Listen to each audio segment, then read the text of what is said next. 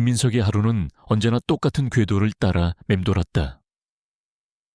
해가 뜨기 전 낡은 목조 주택에 삐걱거리는 마룻바닥을 밟으며 잠에서 깨어나는 것으로 시작되었다. 그의 세상은 희미한 먼지 냄새와 오래된 나무향, 그리고 지독한 정적으로 이루어져 있었다. 아내가 세상을 떠난 후, 그리고 딸 수진이 집을 나간 후, 시간은 이 집 안에서만큼은 흐르지 않고 고여있는 듯했다. 그는 익숙하게 부엌으로 향해 냄비에 물을 붓고 쌀을 한 줌 씻었다. 2인용 식탁에는 언제나 밥그릇 하나와 국그릇 하나만이 놓였다. 혼자 하는 식사는 맛을 느끼기 위한 행위가 아니라 그저 생명을 연장하기 위한 의무에 가까웠다. 창밖으로 새벽의 푸른빛이 스며들 때 그는 밥을 씹으며 텅 빈 맞은편 의자를 무심하게 바라보았다. 한때는 아내의 웃음소리가, 그리고 그 후에는 수진의 뾰로통한 얼굴이 자리했던 곳이었다. 이제 그곳에는 쌓여가는 세월의 먼지만이 내려앉아 있었다. 식사를 마친 민석은 집 옆에 붙어있는 자신의 작업장으로 향했다. 한때 그의 자부심이자 세상의 전부였던 공간. 민석 공방이라는 낡은 간판이 비바람의 발에 희미했다. 문을 열자 잘 마른 나무의 향기가 코를 찔렀다. 하지만 그 향기 위로 얇은 먼지층이 내려앉아 있었다. 작업대 위의 대패와 끌, 톱들은 주인의 손길을 기다리며 차갑게 식어 있었다. 10년 전 그는 이 손으로 수진에게 책상을 만들어 주었고 흔들 의자를 만들어 주었다. 그의 무뚝뚝한 사랑은 언제나 말을 대신해 나무의 결과물로 표현되었다. 하지만 이제 그는 더 이상 가구를 만들지 않았다. 가끔 동네 사람들의 부탁으로 부서진 문짝을 고쳐주거나 삐걱거리는 의자 다리를 손봐주는 것이 전부였다. 그의 손은 여전히 단단하고 투박했지만 그 안에 담겨있던 열정은 딸이 떠나던 그날 밤 재가 되어 흩어져 버렸다. 그는 작업대 구석에 놓인 작은 나무 상자를 물끄러미 바라보았다. 자물쇠도 없는 평범한 상자였지만 그는 결코 그것을 열어보지 않았다. 그 안에는 수진이 어릴 적 그에게 선물했던 삐뚤빼뚤한 글씨로 "아빠 사랑해요" 라고 새겨진 나무 조각이 들어있었다. 그 사랑한다는 말의 무게를 그는 너무 늦게 깨달았다. 한참을 서 있던 그는 발길을 돌려 다시 집 안으로 들어왔다. 그의 발걸음은 언제나처럼 2층으로 향하는 계단 앞에서 멈추었다. 계단의 끝, 복도 왼쪽에는 굳게 닫힌 문이 있었다. 수진의 방이었다. 지난 10년간 그는 단 한 번도 저 문턱을 넘어가지 않았다. 청소도 하지 않았고 창문도 열지 않았다. 그 방은 딸이 떠나던 18살의 그날에 완벽하게 박제되어 있었다. 그는 문고리를 잡지 않은 채 그저 문 앞에 서서 안을 상상했다. 창가에 놓인 책상, 그 위에는 그리다만 스케치북이 펼쳐져 있을 것이다. 옷장 안에는 아직 다림질 자국이 선명한 교복이 걸려 있을 테고 침대 머리맡에는 낡은 곰 인형이 홀로 앉아 방을 지키고 있을 것이다. 그 모든 것이 그가 뱉었던 모진 말들에 대한 벌처럼 느껴졌다. 그깟 그림 쪼가리가 밥 먹여주냐. 딴따라가 될 셈이야. 아빠는 제 꿈을 한 번이라도 존중해 준 적 있어요. 평생 아빠가 원하는 인형처럼 살 수는 없어요. 이 집에서 내 멋대로 살 거면 당장 나가. 네, 나갈게요. 다시는 아빠 얼굴 볼 일 없을 거예요. 그날의 대화는 녹슨 칼날처럼 그의 심장을 후벼 팠다. 아내를 일찍 여의고 홀로 키운 딸이었다. 세상의 거친 풍파로부터 지켜주고 싶었다. 자신이 평생 나무를 깎으며 겪었던 고생을 딸만큼은 겪지 않게 하고 싶었다. 그래서 안정적인 직업을 갖길 바랐고 뜬구름 잡는 화가의 꿈을 반대했다. 그것이 그가 아는 유일한 사랑의 방식이었다. 하지만 그의 사랑은 날카로운 가시가 되어 딸의 가장 여린 부분을 찔렀고 결국 제 손으로 딸을 집 밖으로 내몬 꼴이 되었다. 그 후로 10년, 사계절이 10번 바뀌는 동안 그는 단 한 번도 딸의 소식을 듣지 못했다. 혹시나 하는 마음에 낡은 전화기를 바꾸지도 못했고 이사를 갈 수도 없었다.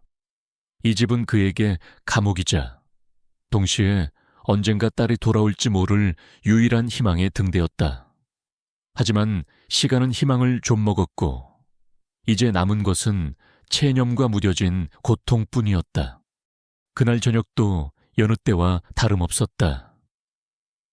텔레비전에서 흘러나오는 의미 없는 소음을 배경 삼아 저녁을 먹고 설거지를 마친 후였다. 거실의 낡은 소파에 앉아 멍하니 벽에 걸린 낡은 가족 사진을 보고 있을 때였다. 아내와 그리고 그의 목에 매달려 환하게 웃고 있는 5살의 수진. 사진 속의 시간은 영원히 행복할 것만 같았다. 그때였다. 따르르르릉. 심장을 멎게 할 듯한 날카로운 소리가 집 안의 정적을 갈랐다. 민석은 온몸이 굳었다. 10년 동안 이 집에 전화벨이 울리는 일은 거의 없었다. 가끔 오는 광고 전화나 명절에 안부를 묻는 먼 친척의 전화가 전부였다. 하지만 이 저녁, 이 시간에 울리는 벨소리는 어딘지 모르게 불길했다. 따르르르릉. 전화는 끈질기게 울렸다. 그는 마른 침을 삼키며 천천히 자리에서 일어났다. 삐걱이는 마룻바닥 소리가 유난히 크게 들렸다. 수화기를 드는 그의 손이 미세하게 떨리고 있었다. 여보세요. 그의 목소리는 잠겨 있었다. 수화기 너머에서는 한동안 아무 소리도 들리지 않았다. 그저 희미한 숨소리와 전파가 섞이는 소리뿐. 잘못 걸려온 전화인가 싶어 끊으려는 순간이었다. 아바. 그 목소리. 10년의 세월이 덧씌워졌지만, 쇳소리가 섞인 잠긴 목소리였지만, 민석은 단번에 알 수 있었다. 그의 심장이 쿵 하고 바닥으로 떨어지는 것 같았다. 온몸의 피가 역류하는 기분이었다. 수진이냐? 그는 겨우 한마디를 뱉었다. 목이 메어 더 이상 말이 나오지 않았다. 수진. 그가 속으로만 수만 번을 되뇌었던 이름. 네, 저예요, 아빠. 수진의 목소리도 떨리고 있었다. 어색한 침묵이 흘렀다. 무슨 말을 해야 할까? 왜 이제야 전화했냐고 화를 내야 할까? 그동안 잘 지냈냐고 물어야 할까? 보고 싶었다고 울며 매달려야 할까? 수많은 감정이 뒤엉켜 그의 목구멍을 틀어막았다. 잘 지내셨어요. 먼저 침묵을 깬 것은 수진이었다. 그 평범한 안부 인사가 세상 어떤 말보다 아프게 민석의 가슴을 찔렀다. 그래. 그가 할 수 있는 대답은 그것뿐이었다. 잘 지내지 못했다. 단 하루도 편히 잠든 날이 없었다. 매일 밤 너를 생각하며 후회하고 또 후회했다. 하지만 그 말들은 입 밖으로 나오지 못하고 혀끝에서만 맴돌았다. 그의 지독한 무뚝뚝함은 10년이 지나도 변하지 않았다. 다름이 아니라 수진이 머뭇거렸다. 저 결혼해요. 아빠, 결혼... 그 한마디가 민석의 머리를 하얗게 만들었다. 결혼 내 딸이 어느새 그렇게 커서 누구와 언제 수많은 질문이 떠올랐지만 그는 아무것도 물을 수 없었다. 그에게는 그럴 자격이 없었다. 와서 축하해 주실 수 있어요. 수진의 목소리에는 간절한 부탁이 담겨 있었다. 10년 만에 처음으로 아버지에게 무언가를 청하는 딸의 목소리였다. 민석은 대답할 수 없었다. 기쁨보다는 당혹감이, 축하보다는 미안함이 앞섰다. 아비라는 작자가 딸이 어떤 남자를 만나 사랑에 빠지고 결혼을 약속하기까지 아무것도 모르고 있었다. 그 사실이 그를 죄인으로 만들었다. 아바. 대답 없는 그를 재촉하는 수진의 목소리가 들렸다. 언제냐? 그는 겨우 목소리를 쥐어짰다. 모레예요. 서울에서요. 주소는 문자로 보내드릴게요. 모레. 너무나 갑작스러웠다. 하지만 그는 이유를 묻지 않았다. 바쁘시면 굳이 안 오셔도 괜찮아요. 그냥 알려드리고 싶었어요. 수진의 목소리에 실망감이 스쳤다. 그 미세한 감정의 변화를 민석은 놓치지 않았다. 딸은 그가 와주길 바라고 있었다. 아가마? 네. 간다고. 짧은 대답이었다. 하지만 그 안에는 그의 모든 진심이 담겨 있었다. 세상 끝이라도 가겠다고. 무슨 일이 있어도 가겠다고. 정말요? 수진의 목소리가 희미하게 밝아졌다. 네, 고마워요. 아빠, 정말 고마워요. 아, 끊는다. 민석은 서둘러 말을 맺었다.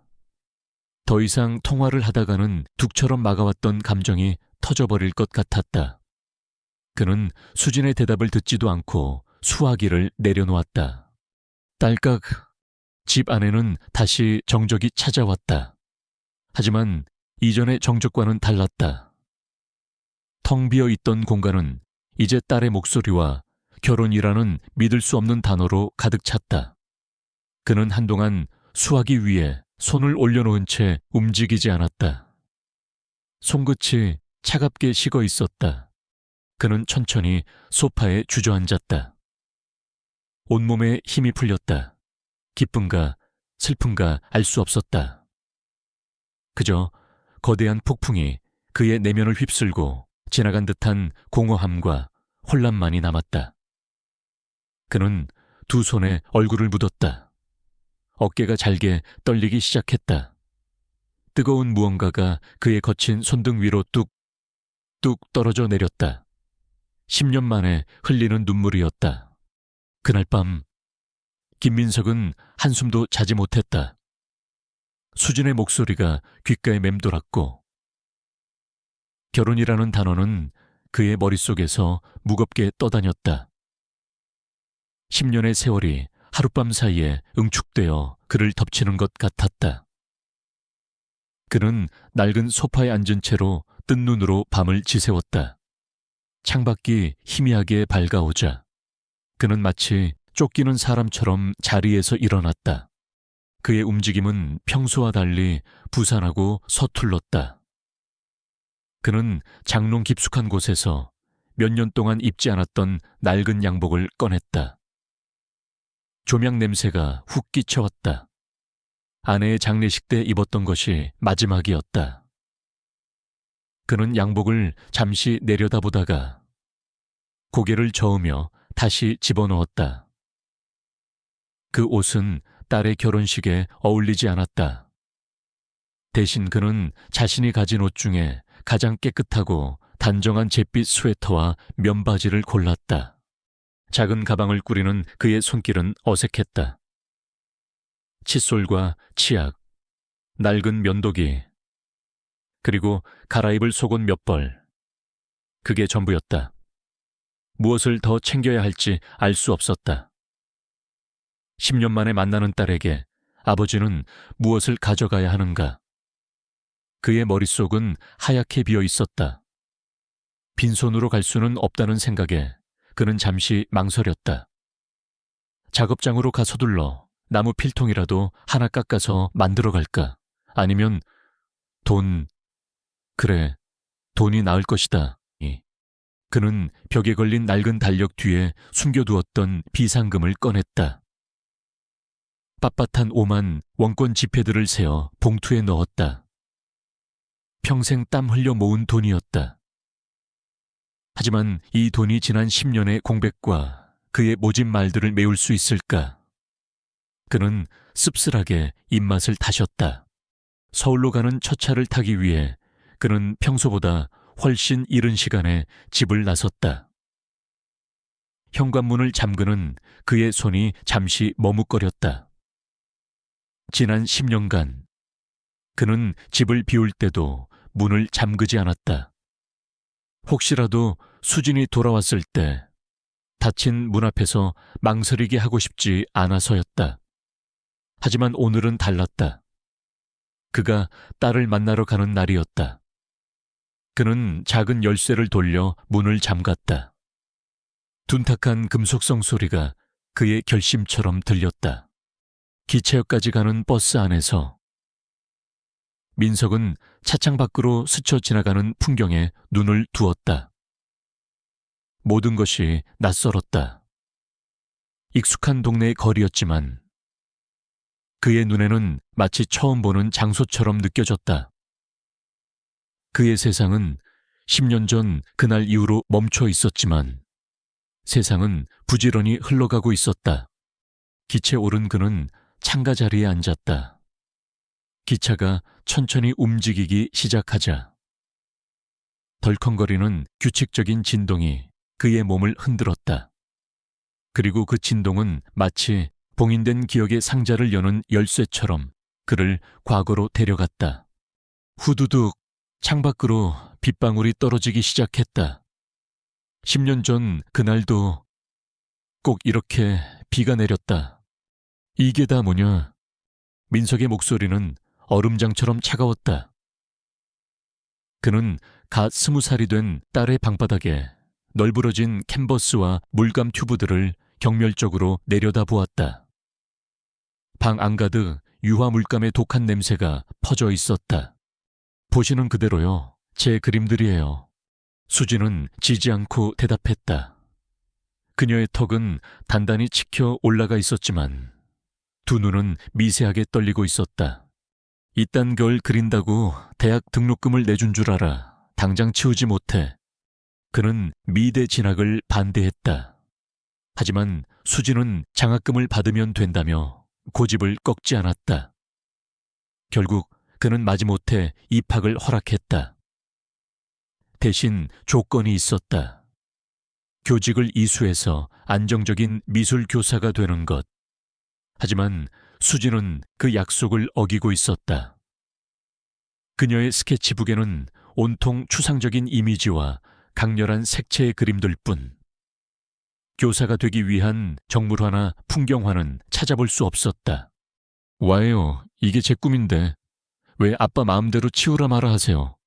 꿈 허황된 꿈이지 평생 붓만 휘두르다가 굶어 죽을 셈이냐. 이 아비처럼 평생 나무 먼지 마시면서 고생하고 싶어. 민석은 소리쳤다. 그의 말에는 분노와 함께 깊은 불안감이 섞여 있었다. 그는 가난이 얼마나 사람을 비참하게 만드는지 뼈저리게 아는 사람이었다. 아내가 아팠을 때 그는 병원비를 대기 위해 밤낮으로 일해야 했다. 그 지긋지긋한 가난을 금지옥엽 키운 딸에게만은 물려주고 싶지 않았다. 하지만 그의 서툰 표현은 딸에게 상처만 줄 뿐이었다. 아빠 인생이랑 내 인생은 달라요. 왜 아빠가 실패한 인생의 기준을 저한테 강요하세요? 실패한 인생. 그 말이 비수처럼 날아와 민석의 가슴에 박혔다. 그는 할 말을 잃었다. 평생 성실하게 일하며 가정을 지켜왔다고 자부했다. 하지만 딸의 눈에는 그저 실패한 인생으로 보였던 것이다. 배신감과 서운함에 그는 이성을 잃었다. 뭐 실패 그래. 내 인생 실패했다 그러니 너라도 성공해야지. 당장 그 그림 쪼가리들 내 눈앞에서 치워. 그러지 않으면 내 손으로 다 찢어버릴 테니까. And where? 수지는 자신의 캔버스를 온몸으로 감싸 안았다. 그 모습에 민석의 분노는 극에 달했다. 그는 딸의 손에서 캔버스를 낚아채려 했고 그 과정에서 캔버스 한쪽이 찢어지고 말았다. 쫙 하는 소리와 함께 수진의 얼굴이 하얗게 질렸다. 그것은 그녀가 밤새워 그린 자화상이었다. 아버, 수진의 눈에서 눈물이 터져 나왔다. 그것은 슬픔의 눈물이자 분노와 절망의 눈물이었다. 이 집에서 살려면 내 말 들어. 아니면 내 그 잘난 꿈 안고 당장 이 집에서 나가. 그는 돌이킬 수 없는 말을 뱉어버렸다. 수진은 눈물을 닦았다. 그리고는 믿을 수 없을 만큼 차분한 목소리로 말했다. 네, 나갈게요. 그녀는 방으로 들어가 작은 가방 하나를 들고 나왔다. 민석은 거실에 망부석처럼 서 있었다. 지금이라도 붙잡아야 했다. 미안하다고. 내가 잘못했다고 말해야 했다. 하지만 그의 지독한 자존심이 입을 열지 못하게 막았다. 현관문 앞에서 수진이 잠시 멈춰 섰다. 그녀는 뒤돌아보지 않은 채 말했다. 다시는 아빠 얼굴 볼 일 없을 거예요. 쾅! 문이 닫히는 소리가 집 전체를 울렸다. 그 소리는 민석의 심장이 무너져 내리는 소리 같았다. 그는 한참을 그 자리에 서 있었다. 비는 점점 더 거세게 창문을 두드렸다. 손님 괜찮으세요? 승무원의 목소리가 그를 현실로 끌어냈다. 민석은 화들짝 놀라 고개를 들었다. 어느새 그의 얼굴은 눈물로 젖어 있었다. 그는 황급히 거친 손등으로 눈물을 닦아냈다. 아니요, 괜찮습니다. 그는 창밖으로 시선을 돌렸다. 비는 그쳤고 기차는 이미 도시의 외곽을 달리고 있었다. 높고 낯선 건물들이 시야에 들어왔다. 그의 주머니에서 전화기가 짧게 울렸다. 그는 주머니에서 전화기를 꺼냈다. 화면에 수진이라는 이름과 함께 문자 메시지 하나가 떠 있었다. 서울시 마포구 연남동 XXX 오후 2시. 짧은 주소였다. 그는 그 낯선 지명을 몇 번이고 되뇌었다. 마포구 연남동. 그곳에서 딸은 지난 10년을 살아왔던 것이다. 그가 전혀 모르는 세상에서 그는 답장을 보내야 할지 망설였다. 알았다. 혹은 곧 도착한다고 보내야 할까. 하지만 무슨 말을 보내야 할지 몰라. 그는 그저 화면을 쳐다보기만 했다. 화면 속 수진이라는 두 글자가 그의 눈을 시리게 했다. 기차가 서울역에 도착했을 때 그는 인파에 휩쓸려 플랫폼으로 나왔다. 거대한 역사는 수많은 사람들의 소음과 분주함으로 가득 차 있었다. 모두가 저마다의 목적지를 향해 바쁘게 걸어가고 있었다. 그 속에서 민석은 완전히 길을 잃은 사람처럼 보였다. 그는 한 손에는 낡은 가방을, 다른 한 손에는 돈봉투를 쥔 채 잠시 서 있었다. 무엇부터 해야 할까? 일단 딸에게 줄 선물을 사야겠다는 생각이 들었다. 그는 역 주변을 두리번거렸다. 백화점이 보였다. 그는 평생 한 번도 제 발로 들어가 본 적 없는 곳이었다. 그는 잠시 망설이다가 백화점의 거대한 회전문을 향해 발걸음을 옮겼다. 딸의 결혼식에 가는 아버지라면 적어도 이 정도는 해야 한다는 의무감이 그의 등을 떠밀었다. 화려한 조명과 번쩍이는 상품들, 세련된 옷차림의 사람들, 모든 것이 그를 위축되게 만들었다. 그는 마치 다른 행성에 불시착한 이방인 같았다. 그는 여성복 코너를 한참이나 헤맸다. 어떤 옷이 수진에게 어울릴지, 딸이 어떤 스타일을 좋아하는지 전혀 알 수 없었다. 20살 이후에 딸의 모습을 상상할 수조차 없었다. 그의 기억 속 수지는 언제나 교복을 입거나 물감이 묻은 낡은 티셔츠를 입고 있었다. 결국 그는 한참을 망설이다가 가장 무난해 보이는 아이보리색 원피스 하나를 골랐다. 가격표를 보고 숨이 멎을 뻔했지만 그는 애써 태연한 척하며 카드를 내밀었다. 평생 처음으로 제 의지로 딸에게 사주는 선물이었다. 백화점을 나온 그는 택시를 잡아탔다. 수진이 보내준 주소를 기색에 보여주자 기사는 익숙하게 고개를 끄덕였다. 택시는 서울의 복잡한 거리를 미끄러지듯 달렸다. 그의 마음은 기대와 불안으로 복잡하게 얽혀 있었다. 10년 만에 만나는 딸은 어떤 모습일까? 그를 원망하고 있지는 않을까? 그리고 그녀의 남편이 될 사람은 어떤 사람일까? 그는 차창 밖으로 빠르게 지나가는 서울의 풍경을 보며 10번의 봄과 10번의 겨울을 혼자 보냈을 딸을 생각했다. 그 시간 동안 딸은 얼마나 외롭고 힘들었을까? 아버지가 없는 빈자리를 느끼지는 않았을까? 후회가 파도처럼 밀려와 그의 목을 잠기게 했다. 이제라도 좋은 아버지가 될 수 있을까? 택시는 어느 한적한 골목길에 접어들어 멈춰 섰다. 다 왔습니다. 손님. 민석은 쇼핑백과 가방을 챙겨 채서 내렸다. 수진이 보내준 주소의 건물은 아담한 3층짜리 상가 건물이었다. 하지만 어디에도 결혼식장처럼 보이는 곳은 없었다. 1층은 카페였고 2층은 디자인 사무실인 듯했다. 그리고 3층은 창문에 연남 스튜디오라고 적혀 있었다. 그는 고개를 갸웃거렸다. 요즘 젊은 사람들은 이런 곳에서 작게 결혼식을 하는 건가? 그는 건물 입구로 들어서서 3층으로 올라갔다. 계단을 오르는 그의 심장이 세차게 뛰었다. 한 걸음 한 걸음이 마치 천근의 무게처럼 느껴졌다. 마침내 3층에 도착했을 때 그는 하얀색 문 앞에서 멈춰 섰다. 문 옆에는 연남 스튜디오라는 작은 명패가 붙어 있었다. 그는 심호흡을 하고 문고리를 잡으려던 참이었다. 그 순간 안에서 누군가 황급히 문을 열고 뛰쳐나왔다. 젊은 남자였다. 그는 잔뜩 겁에 질린 얼굴로 누군가와 다급하게 통화하고 있었다.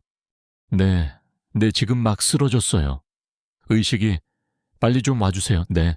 주소는... 민석은 그 자리에 얼어붙었다. 남자는 그를 보지 못한 채 계단을 뛰어 내려갔다. 열린 문틈으로 스튜디오 안이 보였다. 하얀 배경과 조명들. 그리고 그 한가운데 누군가 쓰러져 있었다. 그는 자신도 모르게 안으로 들어갔다. 바닥에 쓰러져 있는 것은 여자였다. 창백한 얼굴, 가늘게 떨리는 몸, 그리고 그녀의 옆에는 찢어진 캔버스가 놓여 있었다.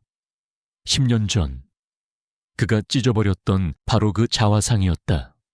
그는 천천히 쓰러진 여자에게 다가갔다. 가까이서 본 얼굴은 그가 기억하는 18살의 모습과는 많이 달라져 있었다. 더 수척해지고 어른이 되어 있었다. 하지만 그는 알 수 있었다. 그의 딸, 수진이었다. 수진아. 그의 입에서 신음 같은 부름이 새어나왔다. 시간이 멈췄다. 김민석의 세상에서 모든 소리와 움직임이 사라졌다. 그의 눈에는 오직 창백한 얼굴로 바닥에 쓰러져 있는 딸, 수진의 모습만이 들어왔다. 10년의 세월을 뛰어넘어 마주한 딸의 모습은 그의 심장을 산산조각냈다. 그가 손에 들고 있던 딸에게 주려던 아이보리색 원피스가 담긴 쇼핑백이 힘없이 바닥으로 떨어졌다. 둔탁한 소리가 났지만 그는 듣지 못했다. 수진아. 그의 입술이 달싹였지만 목소리는 나오지 않았다. 무릎을 꿇고 딸에게 다가가고 싶었지만 그의 발은 마치 땅에 뿌리 내린 것처럼 움직이지 않았다. 죄책감이라는 거대한 바위가 그의 온몸을 짓누르고 있었다. 그때 계단을 뛰어내려갔던 젊은 남자가 숨을 헐떡이며 다시 스튜디오로 들어왔다. 그는 민석을 발견하고 잠시 멈칫했지만 이내 쓰러져 있는 수진에게로 달려갔다. 수진아, 김수진, 정신 좀 차려봐. 남자는 울먹이며 수진의 어깨를 흔들었다. 그의 눈에는 절망과 공포가 가득했다. 그는 민석을 올려다보았다. 낯선 노인의 존재에 의문을 가질 경황도 없어 보였다. 혹시 수진이 가족 되시나요? 가족, 그 단어가 민석의 귀를 때렸다. 그는 10년 동안 그 자격을 스스로 내던진 사람이었다. 민석이 대답하지 못하고 입술만 떨고 있을 때 요란한 사이렌 소리가 가까워지더니 곧 구급대원들이 들것을 들고 셔츠가 땀에 젖은 채 스튜디오 안으로 들이닥쳤다. 환자는 어디 있습니까? 여기요, 여기에요. 젊은 남자가 다급하게 소리쳤다. 구급대원들은 신속하게 수진의 상태를 살폈다. 한 대원이 수진의 눈꺼풀을 뒤집어 동공을 확인했고 다른 대원은 혈압을 재기 시작했다. 그들의 전문적이고 침착한 움직임 속에서 민석과 젊은 남자는 그저 무력한 방관자일 뿐이었다. 환자분, 제 말 들리세요? 이름이 뭐예요? 의식 없습니다. 혈압이 계속 떨어지고 있어요. 산소 마스크 준비해. 빨리 병원으로 옮겨야 해. 대원들의 짧고 긴박한 대화가 오갔다. 그들은 수진을 조심스럽게 들것으로 옮겼다. 그 과정에서 수진의 힘없는 팔이 들것 밖으로 축 늘어졌다. 민석은 저 손을 잡아주고 싶다는 충동을 느꼈지만 차마 손을 뻗을 수 없었다. 보호자분 같이 타셔야 합니다. 가장 가까운 대학병원 응급실로 갑니다. 구급대원의 말에 젊은 남자가 즉시 대답했다. 네, 제가 보호자입니다. 그는 구급대원들을 따라 나서다가 만견자실하게 서 있는 민석을 돌아보았다. 저 어르신도 같이 가시겠어요. 민석은 기계적으로 고개를 끄덕였다. 그의 몸은 이제 그의 의지와는 상관없이 움직이고 있었다. 이 끔찍한 악몽의 끝을 확인해야만 했다. 구급차 안은 차가운 소독약 냄새와 삐 하는 기계음으로 가득했다. 수진은 산소 마스크를 쓴 채 누워 있었고 그녀의 얼굴은 종이장처럼 하얗게 질려 있었다. 민석은 구석에 웅크리고 앉아 딸의 얼굴에서 눈을 뗄 수 없었다. 10년 만에 이렇게 가까이서 보는 딸의 얼굴이었다. 그가 기억하던 앳된 죽은개는 사라지고 그 자리에는 깊은 피로와 고통의 그늘이 드리워져 있었다. 저 수진이 약혼자 이정훈이라고 합니다. 옆에 앉은 젊은 남자가 자신을 소개했다. 그의 목소리는 여전히 떨리고 있었다. 그가 바로 딸의 남편이 될 사람이었다. 민석은 그를 제대로 쳐다볼 수 없었다. 아버님, 맞으시죠? 수진이가 사진을 보여줘서 어렴풋이 알아봤습니다. 정훈의 말에 민석은 그저 고개만 작게 끄덕였다. 아버님, 그 호칭이 너무나 무겁고 부끄러웠다. 수진이가 아버님 오신다고 오늘 아침부터 얼마나 좋아했는데요. 예쁘게 보여야 한다고 몇 시간이나 거울 앞에서 서성거렸어요. 그런데 갑자기 이렇게 정우는 말을 잇지 못하고 입술을 깨물었다. 그의 눈에 다시 눈물이 고였다. 그의 말을 통해 민석은 자신이 알지 못했던 딸의 모습을 조금씩 그려나갔다. 그를 만나기 위해 설레고 기뻐했을 딸의 모습. 그 모습이 그의 가슴을 더욱 아프게 후벼 팠다. 수진이가 많이 아팠습니다. 정훈이 어렵게 입을 열었다. 간이 계속 안 좋았어요. 몇 년 전부터요. 병원 다니면서 관리하고 있었는데 몇 달 전부터 갑자기 나빠지기 시작했습니다. 이식받지 않으면 위험하다고. 그래서 민석의 머릿속이 윙윙 울렸다. 간 이식 그가 전혀 알아들을 수 없는 단어들이었다. 결혼식은 사실 거짓말이었습니다. 죄송합니다. 아버님. 정훈은 고개를 숙였다. 수진이가 아버님을 너무 보고 싶어 했어요. 그런데 자기 몸 아픈 것 때문에 걱정 끼치기 싫다고. 그리고 10년이나 연락 안 해탔는데 염치 없다고. 끝까지 연락을 못 하더라고요. 그래서 제가 그냥 결혼한다는 핑계를 대자고 했습니다. 그래야 아버님이 걱정 없이 기쁘게 와주실 거라고 생각했어요. 만나서 다 말씀드리고 용서 구할 생각이었는데 일이 이렇게 될 줄은 정말 몰랐습니다. 죄송합니다. 거짓말, 모든 것이 거짓말이었다. 딸의 결혼은 축복이 아니라 죽음을 앞둔 딸이 아버지를 보기 위해 꾸며낸 마지막 절박한 연극이었다. 민석은 아무 말도 할 수 없었다. 그는 숨을 쉬는 법조차 잊어버린 것 같았다. 구급차가 덜컹거리며 병원 응급실 입구에 멈춰 섰다.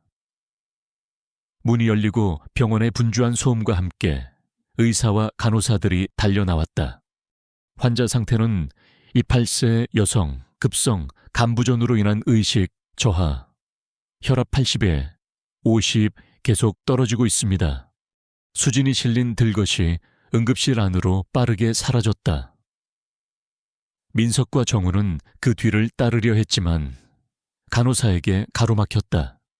보호자분들은 여기서 기다려 주십시오. 오타단치케리타 닫힌 응급실 문 앞에서 두 남자는 할 수 있는 것이 아무것도 없었다. 정우는 초조하게 복도를 서성거리거나 두 손으로 얼굴을 감싸주며 괴로워했다. 하지만 민석은 그저 벽에 등을 기댄 채 미동도 없이 서 있었다. 그의 눈은 초점을 잃고 허공을 응시하고 있었다. 그의 머릿속에서는 정훈의 말이 계속해서 되풀이되었다. 간이 안 좋았어요. 이식받지 않으면 위험해요. 아버님을 너무 보고 싶어 했어요. 그 말들이 조각난 퍼즐처럼 맞춰지면서 끔찍한 진실의 그림을 완성해 갔다. 딸은 아팠다. 죽어가고 있었다. 그런데 그는 아무것도 몰랐다. 딸이 가장 고통스러운 시간을 보낼 때 그는 텅 빈 집에서 딸을 원망하며 자신의 상처만을 돌보고 있었다. 딸은 그를 보고 싶어 했다. 그의 모진 말과 냉대에도 불구하고 마지막 순간에 보고 싶었던 사람은 바로 자신, 아버지였다. 그 사실이 민석의 심장을 갈갈이 찢어놓았다. 후회라는 단어로는 다 담을 수 없는 거대한 절망이 그를 삼켜버렸다. 만약 10년 전 그가 미안하다는 한마디만 했더라면, 만약 몇 년 전 그가 먼저 용기를 내어 딸을 찾아 나섰더라면, 만약 어젯밤 전화했을 때 보고 싶었다고 따뜻하게 말해 주었더라면, 수많은 만약이 그의 머릿속을 떠다녔지만 이제는 아무 소용없는 부질없는 가정일 뿐이었다. 그는 세상에서 가장 어리석고 가장 비겁하고 가장 자격 없는 아버지였다. 얼마나 시간이 흘렀을까. 응급실 문이 열리고 의사 한 명이 피곤한 얼굴로 걸어 나왔다. 민석과 정우는 반사적으로 그에게 달려갔다. 의사 선생님, 수진이는 어떻게 됐습니까? 정훈이 다급하게 물었다. 의사는 두 사람을 번갈아 보며 무겁게 입을 열었다. 응급처치는 했습니다만 상태가 매우 위중합니다. 환자는 현재 급성 간부전으로 간 기능이 거의 정지된 상태입니다. 이대로라면 오늘 밤을 넘기기 어려울 수도 있습니다. 오늘 밤을 넘기기 어렵다. 그 말이 사형 선고처럼 들렸다. 정훈의 다리가 풀린 듯 휘청거렸다. 민석은 간신히 벽을 짚고 서 있었다. 살릴 방법은 없습니까? 뭐라도 제발. 정훈이 애원했다. 방법은 하나뿐입니다. 지금 당장 간 이식 수술을 하는 것 외에는. 환자는 이미 이식 대기자 명단에 올라와 있지만 지금 상태로는 기증자가 나타날 때까지 기다릴 시간이 없습니다. 유일한 희망은 가족 중 적합한 기증자가 나타나는 것뿐입니다. 의사는 말을 이었다. 직계 가족 중에 간 기증이 가능한 분이 계십니까? 혈액형이 같거나 수혈이 가능한 혈액형이어야 하고 건강 상태가 양호해야 합니다. 시간이 없습니다. 지금 바로 검사를 진행해야 합니다. 의사의 시선이 자연스럽게 민석에게로 향했다. 그는 두 사람의 관계를 짐작하고 있는 듯했다. 아버님 되십니까? 그 질문이 텅 빈 복도에 울려 퍼졌다.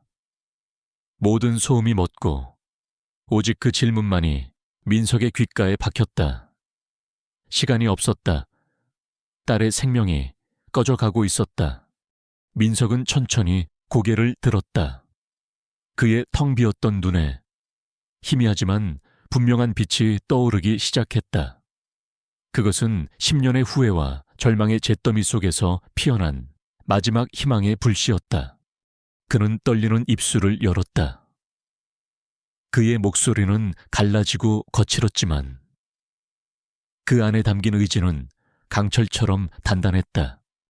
내 간을 주겠소. 내 간을 주겠어. 김민석의 갈라진 목소리가 텅 빈 복도를 채웠다. 그 말은 폭탄처럼 터져나와 주위의 모든 소음을 집어삼켰다. 의사는 놀란 눈으로 그를 바라보았고 옆에 서 있던 이정우는 거의 쓰러질 뻔한 몸을 간신히 가누며 믿을 수 없다는 표정으로 민석을 응시했다. 의사는 가장 먼저 평정을 되찾았다. 그는 안경을 고쳤으며 신중하고 전문적인 어조로 말했다. 아버님, 결정하시기 전에 먼저 들으셔야 할 것이 있습니다. 생체간 이식은 기증자에게도 매우 위험하고 힘든 수술입니다. 특히 연세가 있으신 경우 회복이 더딜 수 있고 예상치 못한 합병증이 발생할 수도 있습니다. 수술 후에도 평생 건강관리에 유의하셔야 하고요. 단순히 좋은 마음만으로 결정할 수 있는 문제가 아닙니다. 의사의 말은 지극히 현실적이었다. 하지만 민석에게는 그 어떤 위험도 들리지 않았다. 그의 귀에는 오직 딸을 살릴 수 있는 유일한 희망이라는 말만이 맴돌고 있었다. 지난 10년간 그는 딸을 위해 아무것도 해주지 못했다. 이제 와서 자신의 몸뚱이 하나 아끼는 것이 무슨 의미가 있겠는가? 상관없어. 민석이 단호하게 대답했다. 내 몸이 어찌 되든 상관없으니 내 딸만 살릴 수 있다면 뭐든 하겠소. 그러니 당장 검사를 시작해 주시오.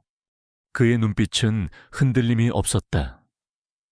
평생을 무뚝뚝하고 고집스럽게 살아온 남자의 마지막 고집이었다. 그것은 더 이상 딸의 꿈을 꺾는 이기적인 고집이 아니었다. 딸의 생명을 구하기 위한 아버지로서의 필사적인 고집이었다. 정우는 그 모습을 멍하니 바라보았다. 그는 지난 몇 년간 수진에게서 수없이 들었던 아버지의 모습을 상상해왔다. 가부장적이고 완고하며 자식의 꿈을 짓밟은 냉정한 사람. 하지만 지금 그의 눈앞에 서 있는 사람은 자신의 목숨을 기꺼이 내놓으려는 세상에서 가장 절박한 아버지일 뿐이었다. 그는 자기도 모르게 아버님 하고 작게 중얼거렸다. 의사는 민석의 결심이 확고하다는 것을 깨닫고 간호사를 불렀다. 지금 바로 기증자 적합성 검사 준비해 주세요. 혈액 검사부터 시작해서 복부 초음파, CT, 심전도, 흉부 엑스레이까지 할 수 있는 모든 검사를 가장 신속하게 진행해야 합니다. 시간이 없어요. 그때부터 모든 것이 정신없이 돌아갔다. 민석은 간호사에게 이끌려 검사실로 향했다. 그는 마치 컨베이어 벨트 위의 부품처럼 이 방에서 저 방으로 옮겨 다니며 수많은 검사를 받아야 했다. 가장 먼저 체열실에서 피를 뽑았다. 간호사가 그의 팔에 고무줄을 감고 혈관을 찾는 동안 그는 자신의 거칠고 주름진 팔을 무감각하게 내려다보았다. 평생 나무를 만지고 연장을 다루느라 생긴 굳은 살과 상처들. 이 투박한 손으로 그는 딸의 여린 손을 잡아주기보다 딸의 꿈이 담긴 캔버스를 찢어버렸다. 날카로운 주사바늘이 그의 혈관을 뚫고 들어오는 순간 그는 아픔 대신 깊은 참회감을 느꼈다. 제발 혈액형이 맞게 해달라고. 그는 속으로 간절히 빌었다. 다음은 심전도 검사였다. 그는 차가운 검사실 침대 위에 상의를 벗고 누웠다. 간호사가 그의 가슴과 팔다리에 차가운 정극을 붙였다. 기계가 규칙적으로 그의 심장 박동을 종이 위에 그려내는 동안 그는 눈을 감았다. 10년 전 딸이 집을 나간 이후로 그의 심장은 단 한순간도 편안하게 뛴 적이 없었다. 언제나 불안과 후회라는 무거운 돌덩이가 얹혀있는 듯했다. 곧이어 그는 CT 촬영실로 옮겨졌다.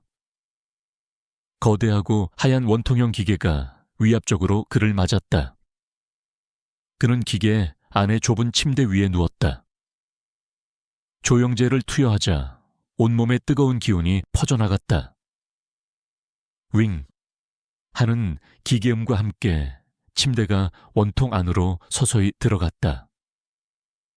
어둡고 폐쇄된 공간에 혼자 남겨지자 수많은 생각들이 그의 머릿속을 스쳐 지나갔다.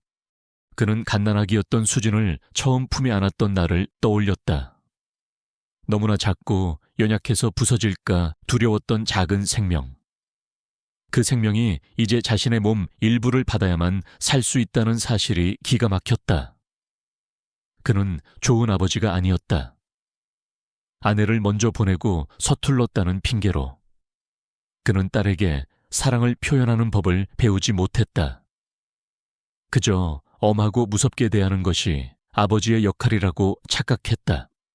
기계음이 멎고 그가 다시 세상 밖으로 나왔을 때 그의 눈시울은 뜨거워져 있었다. 민석이 검사를 받는 동안 정우는 응급실 앞 복도 의자에 홀로 앉아 있었다. 그는 두 손에 얼굴을 파묻었다. 모든 것이 자신의 탓 같았다. 어설픈 거짓말로 이를 이 지경으로 만든 것도 자신이었고 수진이 쓰러질 때까지 제대로 돌보지 못한 것도 자신이었다.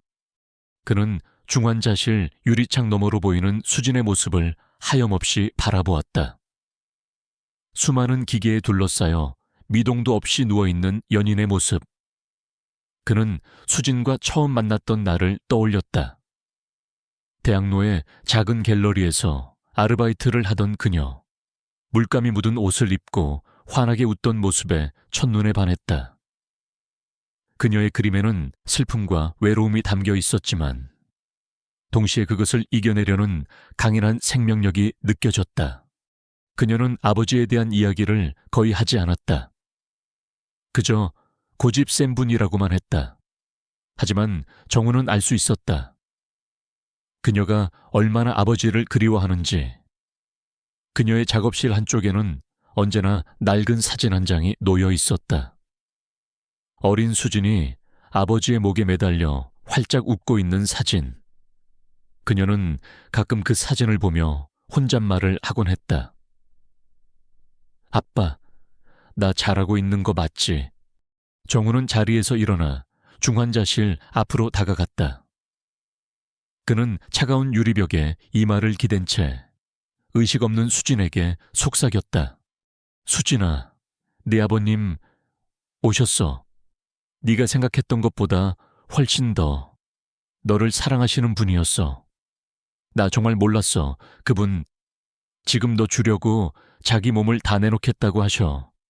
너랑 똑같아. 고집 세고 표현은 서툴고. 그래도 세상에서 너를 가장 사랑하는 사람이야. 그러니까 제발 힘을 내. 응, 아버님 봐서라도. 제발. 그의 목소리는 눈물에 젖어 점점 작아졌다. 몇 시간에 걸친 모든 검사가 끝났을 때 민석은 완전히 탈진한 상태였다. 그는 다시 응급실 앞 의자로 돌아왔다. 정훈이 그에게 다가와 따뜻한 캔커피를 하나 건넸다. 고생 많으셨습니다. 아버님, 민석은 말없이 커피를 받아들었다. 두 남자 사이에는 어색한 침묵이 흘렀다. 하지만 그 침묵은 더 이상 불편하지 않았다. 수진이라는 한 사람을 중심으로 그들은 보이지 않는 연대감으로 묶여 있었다. 저 수진이는 어떤 아이였습니까? 민석이 먼저 침묵을 깼다. 그는 자신이 모르는 10년 동안의 딸에 대해 알고 싶었다. 정우는 잠시 생각에 잠겼다가 희미하게 미소 지으며 말했다. 따뜻하고 강한 사람이었어요. 겉으로는 무뚝뚝해 보여도 속은 누구보다 여리고요.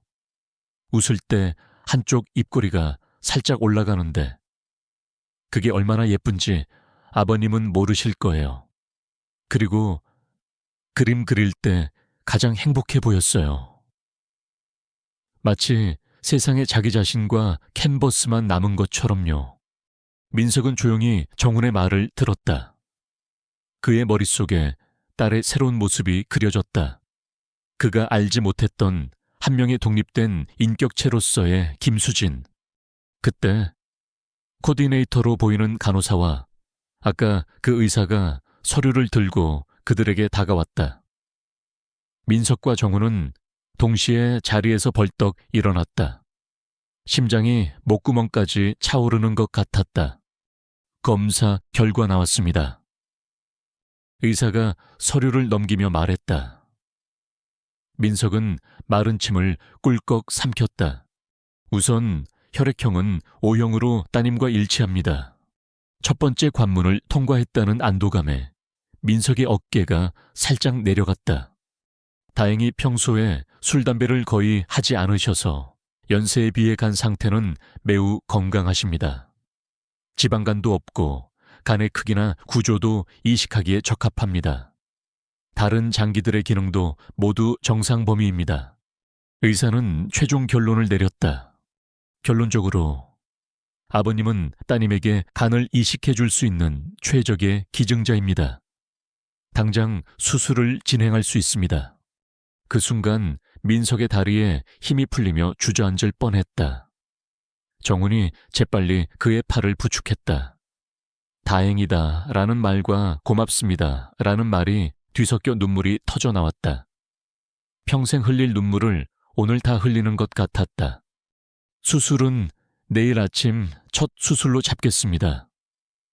오늘 밤부터 금식하셔야 하고 지금부터 수술 준비에 들어가겠습니다. 의사의 말이 이어졌다. 이제 결정은 돌이킬 수 없는 현실이 되었다. 민석은 간호사를 따라 입원실로 향했다. 환자복으로 갈아입고 차가운 병실 침대에 누웠을 때 비로소 모든 것이 실감나기 시작했다. 그는 더 이상 슬퍼하는 아버지가 아니라 중요한 수술을 앞둔 환자였다. 그는 창밖을 보았다. 이미 도시는 어둠에 잠겨 있었다. 그는 유리창에 비친 자신의 낯선 모습을 물끄러미 바라보았다. 내일이면 이 몸의 일부가 딸의 몸속에서 다시 숨을 쉬게 될 것이다. 그것은 10년의 세월과 수만 리의 마음의 거리를 단숨에 뛰어넘는 가장 원초적이고 궁극적인 화해의 방식이었다. 그가 딸에게 줄 수 있는 마지막이자 최초의 진정한 선물이었다. 시간은 더디게 흘렀다. 김민석은 낯선 환자복을 입고 텅 빈 병실 침대에 누워 있었다. 창밖의 도시는 잠들 줄 몰랐지만 병원 복도는 소독약 냄새와 희미한 기계음 속에서 깊은 침묵에 잠겨 있었다. 그는 잠을 이룰 수 없었다.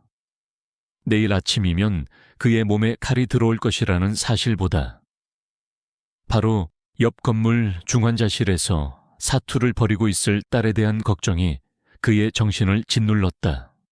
그때 병실 문을 조심스럽게 노크하는 소리가 들렸다. 이정훈이었다. 그 역시 잠들지 못한 듯 피곤한 얼굴로 서 있었다. 그의 손에는 낡고 자그마한 나무 상자가 들려 있었다. 아배우님, 주무시지 않을 것 같아서요. 정우는 민석의 침대 옆 작은 의자에 앉았다. 그는 손에 들고 있던 나무 상자를 테이블 위에 올려놓았다. 그것은 민석이 아주 오래전 수진의 보물 상자로 만들어 주었던 것이었다. 서툰 솜씨로 가장자리에 나무신 무늬를 새겨 넣었던 기억이 생생했다. 오늘 스튜디오를 정리하다가 발견했습니다. 수진이가 항상 아끼던 물건이에요. 수술 들어가시기 전에 아버님께서 보시는 게 좋을 것 같아서요. 정훈의 말에 민석의 시선은 상자로 향했다. 10년의 세월이 내려앉은 상자는 손때가 묻어 반질반질했다.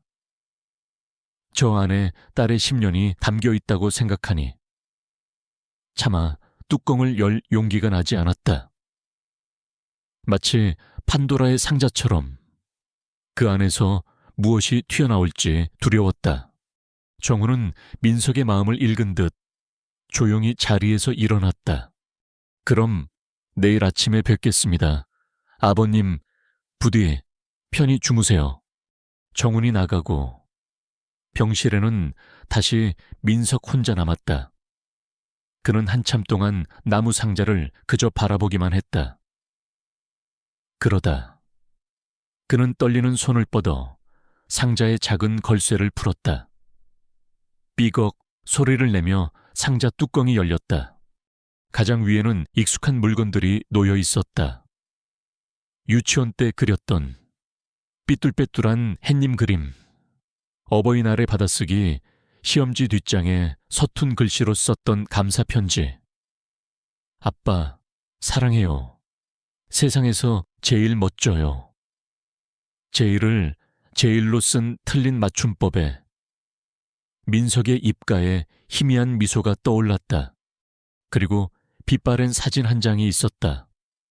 아내와 그리고 그의 어깨에 목마를 타고 있는 대여섯 살의 수진 바닷가에서 찍은 사진이었다. 사진 속 아내는 환하게 웃고 있었고 그는 젊고 건강했으며 수진의 얼굴에는 세상의 모든 행복이 담겨 있었다. 그는 사진을 들어 거친 손가락으로 아내와 딸의 얼굴을 차례로 쓸어보았다. 돌아갈 수 없는 가장 행복했던 시절이었다. 상자 안을 좀 더 깊이 들여다보았다. 거기에는 그가 알지 못했던 10년의 흔적들이 있었다.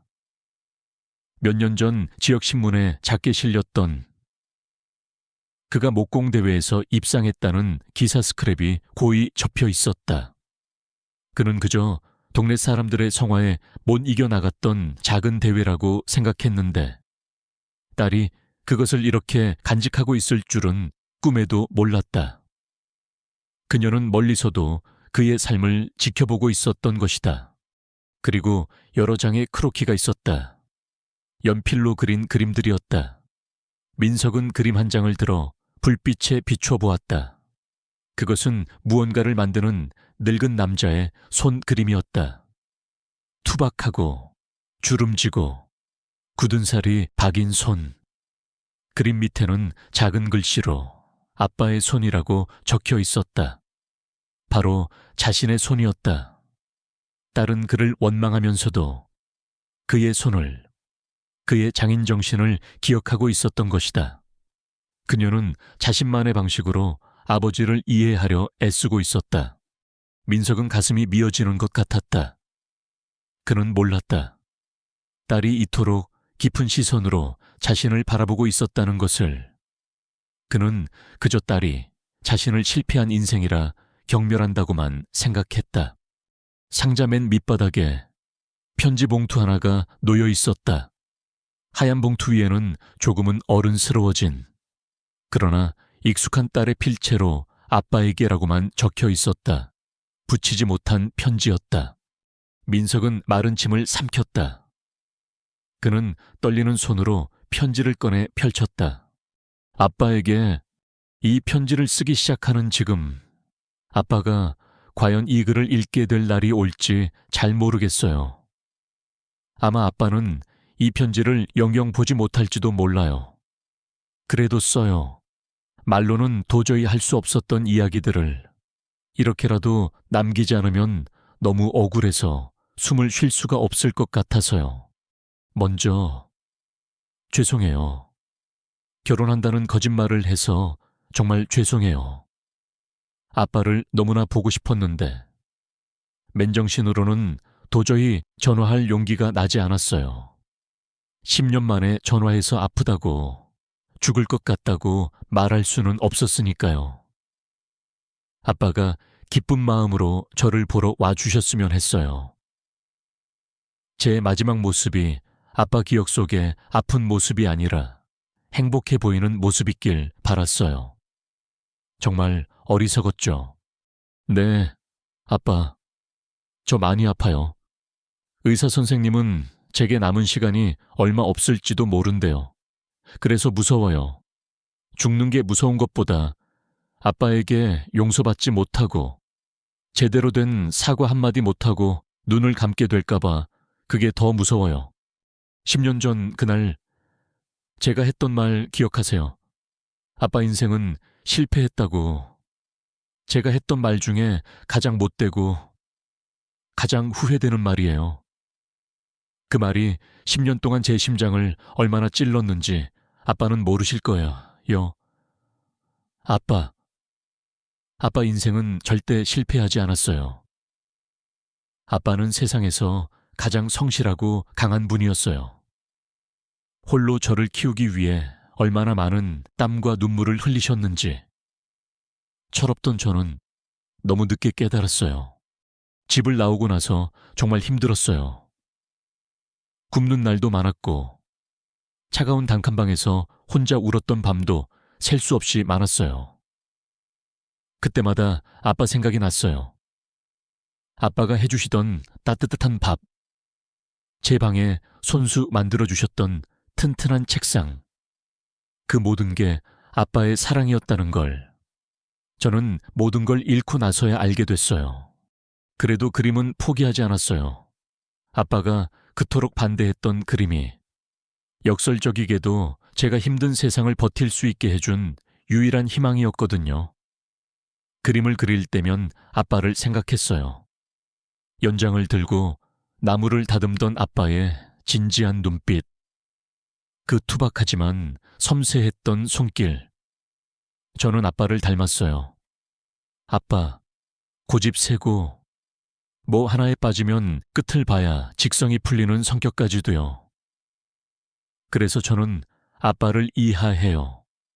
아빠가 왜 제 꿈을 반대했는지, 저를 얼마나 걱정했는지 이제는 알아요. 아빠의 사랑이 서툴렀을 뿐이라는 걸요. 이 편지를 쓰는 이유는 딱 하나예요. 고맙다고. 그리고 죄송하다고. 그리고 사랑한다고 말하고 싶어서요. 제게 생명을 주셔서 고맙습니다. 저를 키우기 위해 평생을 바치셔서 고맙습니다. 제가 모진 말을 하고 돌아섰을 때도 저를 기다려 주셨을 아빠의 마음에 죄송합니다. 그리고 단 한순간도, 단 하루도 아빠를 사랑하지 않은 날이 없었어요. 아빠, 보고 싶어요. 그냥 아빠가 너무 보고 싶어요. 딸 수진 올림. 편지를 다 읽었을 때 민석의 세상은 무너져 내렸다. 그가 10년 동안 굳건하게 쌓아 올렸던 모든 자존심과 원망, 고집의 벽이 한순간에 허물어졌다. 눈물이 비 오듯 쏟아졌다. 하지만 소리는 나지 않았다. 그는 입을 틀어막고 소리 없는 오열을 터뜨렸다.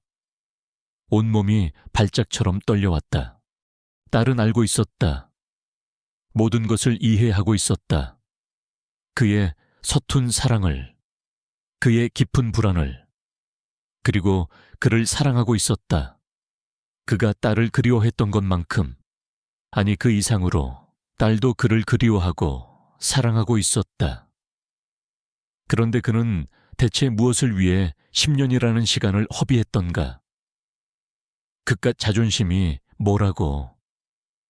먼저 손 내밀지 못하고 서로에게 이토록 깊은 상처를 남겼던가?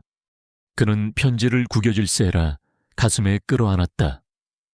차가운 병실 공기 속에서 그는 딸의 천을 느끼는 듯했다. 편지의 모든 글자들이 살아 움직여 그의 심장으로 파고들었다. 고맙다. 죄송하다. 사랑한다. 그가 했어야 했던 모든 말들이 딸의 편지 안에 담겨 있었다. 밤은 깊어갔다. 민석의 울음도 깊어갔다. 그것은 지난 10년간의 후회와 그리움, 그리고 딸에 대한 미안함이 응축된 눈물이었다. 그는 내일 아침 자신의 몸 일부를 떼어 딸에게 줄 것이다. 하지만 그것만으로는 부족했다. 그는 딸이 깨어나면 반드시 자신의 목소리로 말해 주어야 했다.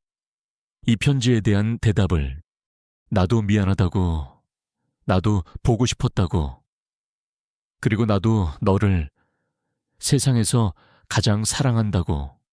김민석의 소리 없는 오열이 잦아들었을 때 병실 안에는 깊은 새벽의 침묵만이 남았다. 그는 붉게 충혈된 눈으로 딸의 편지를 다시 한번 천천히 읽어 내려갔다.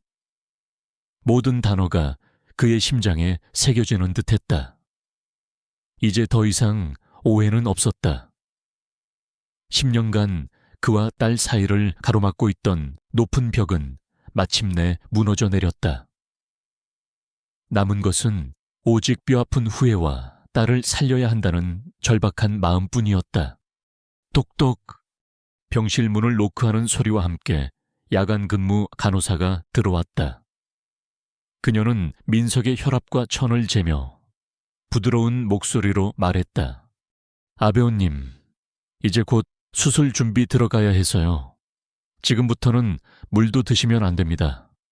마음 편히 가지시고 조금이라도 눈 좀 붙이세요. 민석은 그저 멍하니 고개를 끄덕였다. 잠이 올 리가 없었다. 지금 이 순간에도 딸은 바로 옆 건물에서 죽음과 싸우고 있었다. 간호사가 나가고 민석은 침대에서 천천히 몸을 일으켰다. 그는 링거대를 끌며 복도로 나섰다. 복도 끝 의자는 이정훈이 여전히 뜬 눈으로 앉아 있었다. 그는 민석을 보자 자리에서 일어났다. 아배우님, 왜 나오셨어요? 쉬셔야죠. 정훈군. 민석이 처음으로 그의 이름을 불렀다. 내가 수술 들어가기 전에 수진이 얼굴을 잠깐이라도 볼 수 있겠나 제발 부탁하네. 그의 목소리에는 평생 누구에게도 해본 적 없는 간절한 부탁이 담겨 있었다. 정우는 민석의 충혈된 눈과 그가 손에 꼭 쥐고 있는 딸의 편지를 보고 모든 것을 이해했다. 그는 말없이 고개를 끄덕였다. 두 사람은 중환자실로 향했다. 정우는 간호사실에 다가가 자초지종을 설명했다. 몇 시간 뒤면 딸을 위해 수술대에 오를 아버지의 마지막 부탁이라는 말에 간호사는 잠시 망설이다가 마침내 허락했다. 5분만입니다. 환자분 안정을 위해서 꼭 지켜주셔야 해요. 민석은 중환자실에 무거운 자동문 안으로 들어섰다. 바깥 세상과 완전히 차단된 그곳은 그만의 독특한 공기로 가득했다. 일정한 강역으로 울리는 삐, 삐 하는 기계음들, 희미한 조명, 코를 찌르는 소독약 냄새, 그리고 그 모든 것의 중심에 수많은 튜브와 전선에 둘러싸인 차에 잠들어 있는 수진이 있었다. 딸은 거대한 병상 위에서 너무나 작고 연약해 보였다. 산소 호흡기가 그녀의 얼굴 절반을 가리고 있었고 핏기 없는 얼굴은 마치 밀랍 인형 같았다. 민석은 발소리를 죽여 딸의 침대 곁으로 다가갔다. 그는 옆에 놓인 작은 의자를 끌어다 앉았다. 그는 떨리는 손을 뻗어 링거 주사 바늘이 꽂히지 않은 딸의 다른 쪽 손을 조심스럽게 감쌌다. 딸의 손은 얼음장처럼 차가웠다. 그는 자신의 거칠고 따뜻한 손으로 딸의 차가운 손을 녹이려는 듯 가만히 감싸 쥐었다. 그리고 마침내 10년 동안 목구멍에 걸려있던 말들을 꺼내기 시작했다. 수진아, 아바다. 그의 목소리는 속삭이듯 작고 잠겨 있었다. 내 편지 읽었다. 이 바보 같은 아비는 그것도 모르고 10년 동안 너를 원망만 했구나. 미안하다. 정말 미안하다. 내 딸아. 그는 잠시 말을 멈추고 숨을 골랐다. 아빠는 사랑하는 법을 몰랐다. 내 엄마가 떠나고 이 무뚝뚝한 애비가 할 줄 아는 건 그저 돈 벌어서 너를 먹이고 입히는 것뿐이라고 생각했다. 그게 아비의 역할이라고, 그게 사랑이라고 착각했다. 네가 그림을 그리고 싶다고 했을 때 아빠는 두려웠다. 네가 이 아비처럼 평생 가난하고 고단하게 살게 될까봐 그게 너무나 무서웠다. 그래서 더 모질게 반대했던 거다. 너를 지켜준다는 핑계로 내 가장 소중한 꿈에 상처를 줬어. 이 아비를 용서하지 마라. 그래도 된다. 그의 눈에서 뜨거운 눈물이 흘러내려 딸의 손등 위로 툭 떨어졌다. 네 편지에 내 손을 그렸더구나. 신문에 난 내 기사도 간직하고 있었고 너는 멀리서도 아빠를 보고 있었는데 아빠는 장님처럼 아무것도 보지 못했다. 네가 얼마나 외로웠을지, 얼마나 힘들었을지 아빠는 헤아리지 못했다. 그는 딸의 손을 조금 더 꾹 쥐었다. 이제 와서 이런 말이 다 무슨 소용이겠냐마는. 그래도 들어다오, 수진아. 아빠는 네가 정말 자랑스러웠다.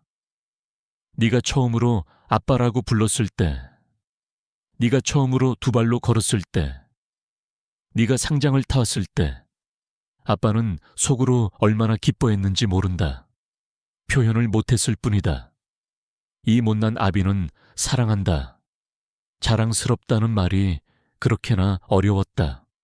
그의 목소리가 점점 더 흐느낌에 젖어들었다. 수진아, 이제 아빠가 너한테 제대로 된 선물을 하나 줄게. 아주 조금만 아플 거야. 아빠 몸의 일부가 네 안에서 다시 숨을 쉴 거다. 그러니 너는 그냥 일어나기만 하면 된다. 일어나서 다시 그림을 그리는 거다. 네가 그리고 싶은 세상, 네가 보여주고 싶은 세상을 마음껏 그려. 더 이상 아무도 너를 막지 않을 거다. 이 아빠가 무슨 일이 있어도 너를 지켜줄게. 그는 딸의 손을 자신의 뺨에 가져다 댔다. 그러니 제발 눈 좀 떠다오. 내 딸아, 일어나서 우리 다시 시작하자. 그때는 싸워도 좋다. 서로에게 소리를 질러도 좋아. 뭐든 괜찮으니 그냥 네 목소리가 듣고 싶다. 네가 웃는 모습을 보고 싶다. 사랑한다. 수진아, 아빠가 정말로 사랑한다. 그가 마지막 사랑한다는 말을 내뱉는 순간이었다. 그의 손안에 있던 수진의 손가락이 아주 미세하게, 거의 느낄 수 없을 정도로 움찔했다. 그리고 그녀의 감긴 눈꺼풀 사이로 눈물 한 방울이 조용히 흘러내려 관자놀이를 적셨다. 민석은 숨을 멈췄다. 잘못 느낀 것이 아니었다. 딸은 듣고 있었다. 그의 목소리를, 그의 진심을 듣고 있었던 것이다. 희망의 불씨가 그의 온몸으로 퍼져나갔다. 수진아. 그가 딸의 이름을 부르며 더 가까이 다가서는 순간 간호사가 조용히 다가와 그의 어깨에 손을 얹었다. 아배우님, 이제 가보셔야 합니다. 곧 수술 준비 시작해야 해요. 민석은 아쉬움에 쉽게 발을 떼지 못했다. 그는 마지막으로 딸의 이마에 입을 맞추었다. 그의 평생을 통틀어 처음 해보는 다정한 행동이었다. 금방 다시 올게, 딸. 그는 중환자실을 나왔다. 그의 마음은 더 이상 지옥이 아니었다. 슬픔과 후회는 여전했지만 그 위로 작은 희망과 평온함이 자리 잡고 있었다. 그는 해야 할 말을 했고 딸은 그 말을 들어주었다. 이제 그가 해야 할 일은 단 하나였다. 병실로 돌아오자 수술실로 이동할 침대가 그를 기다리고 있었다. 그는 말없이 침대 위로 옮겨 누웠다. 정훈이 그의 손을 꼭 잡아주었다. 아버님, 걱정 마세요.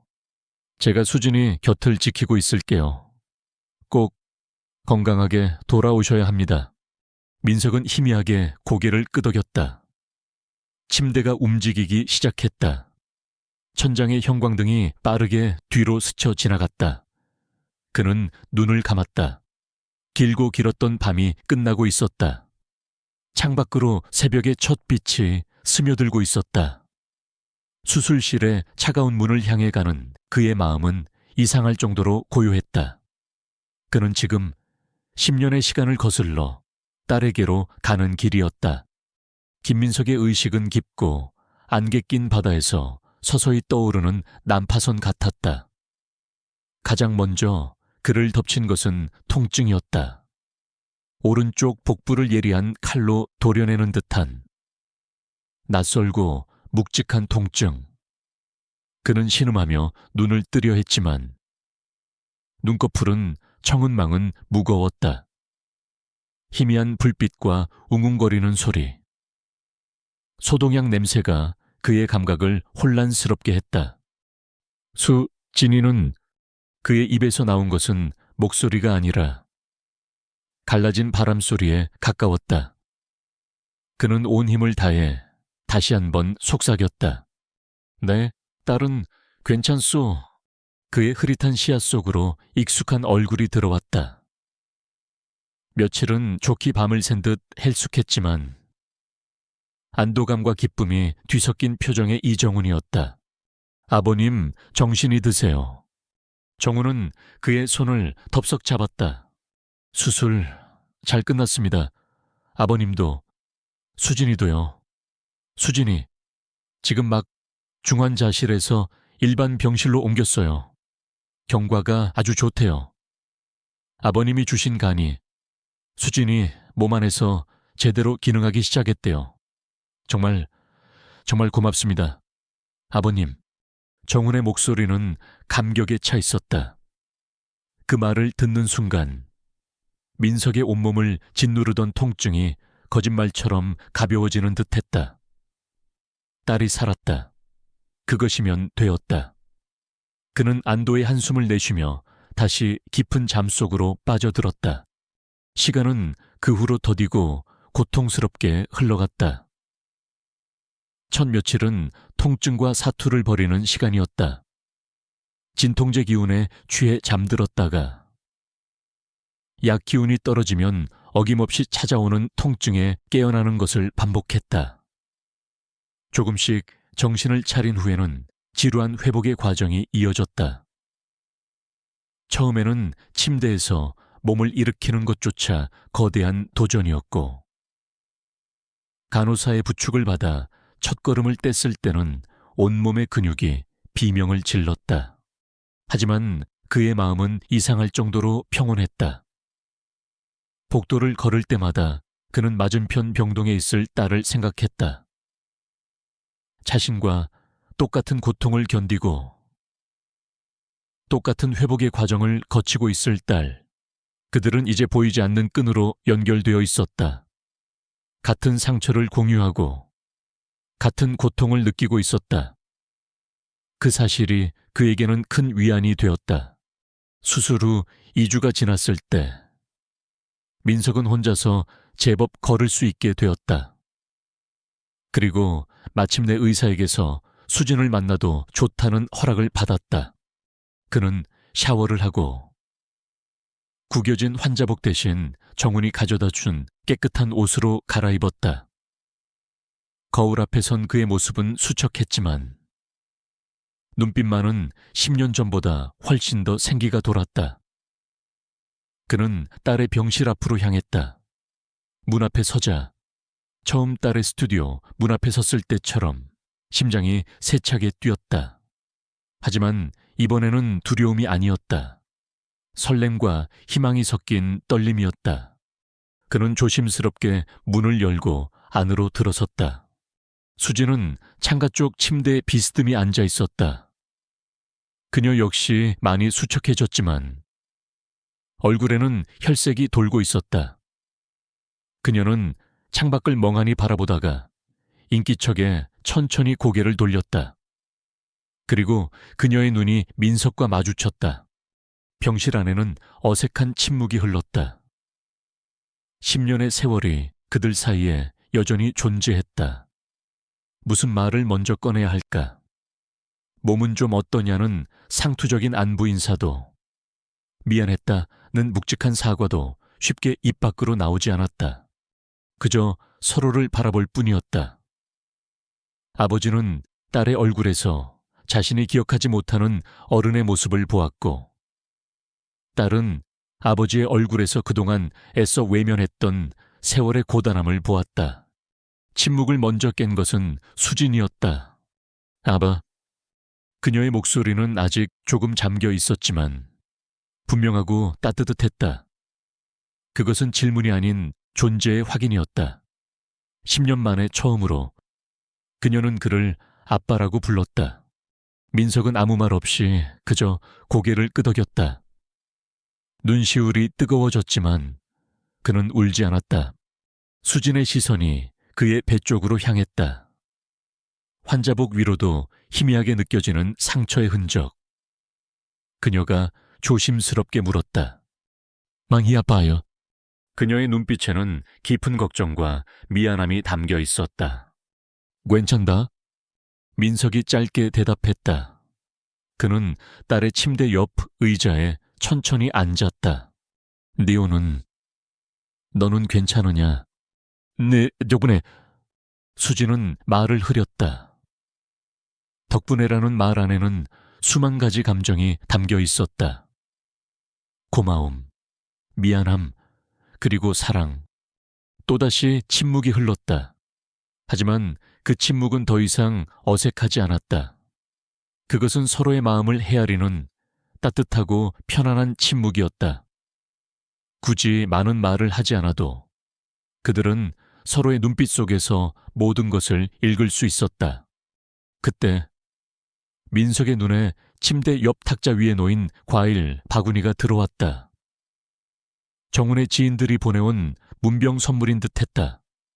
그는 바구니에서 잘 익은 사과 하나를 꺼내 들었다. 그리고는 익숙하게 과도를 들어 사과를 깎기 시작했다. 서걱, 서걱. 병실 안에 사과 깎는 소리가 조용히 울려 퍼졌다. 그의 손은 예전보다 조금 떨렸고 수술 후유증으로 예전만큼 힘이 들어가지 않았다. 하지만 그의 손놀림은 여전히 섬세하고 정교했다. 사과 껍질이 끊어지지 않고 길게 이어져 내려왔다. 수진은 말없이 그 모습을 지켜보았다. 아주 어릴 적 그녀가 감기에 걸려 끙끙 앓던 밤이었다. 아버지는 묵묵히 부엌으로 가 사과를 깎아주었다. 토끼 모양으로 예쁘게 깎아준 사과. 아프지 마라는 말 한마디 없이 그것이 아버지의 위로 방식이었다. 그리고 지금 수십 년의 세월을 뛰어넘어 아버지는 다시 그녀를 위해 사과를 깎고 있었다. 민석은 다 깎은 사과를 조각내어 그중 가장 예쁜 조각을 딸에게 내밀었다. 미워줘라. 수지는 천천히 손을 뻗어 사과 조각을 받아들었다. 그녀는 사과를 한 입 베어 물었다. 아삭 하는 소리와 함께 달고 시원한 과즙이 입안에 퍼졌다. 그녀는 눈물을 글썽이며 미소 지었다.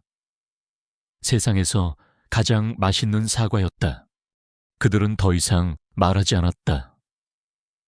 창밖으로 아침 햇살이 따스하게 쏟아져 들어와 두 사람을 비추었다. 거창한 결혼식도 눈물의 화해도 없었다. 그저 한 공간에서 아버지가 깎아준 사과를 나누어 먹는 딸과 그 모습을 흐뭇하게 바라보는 아버지가 있을 뿐이었다. 그들의 몸에 남은 똑같은 흉터는 한때 그들을 갈라놓았던 가장 깊은 상처의 흔적이자 이제는 그들을 영원히 이어주는 가장 단단한 연결고리가 되었다. 길고 길었던 겨울이 가고 그들 부녀에게 마침내 첫 번째 아침이 찾아오고 있었다. 그것은 평범하지만 세상 그 무엇보다 소중하고 눈부신 아침이었다. 이 길고 깊었던 아버지와 딸의 이야기를 끝까지 함께 해주셔서 진심으로 감사합니다.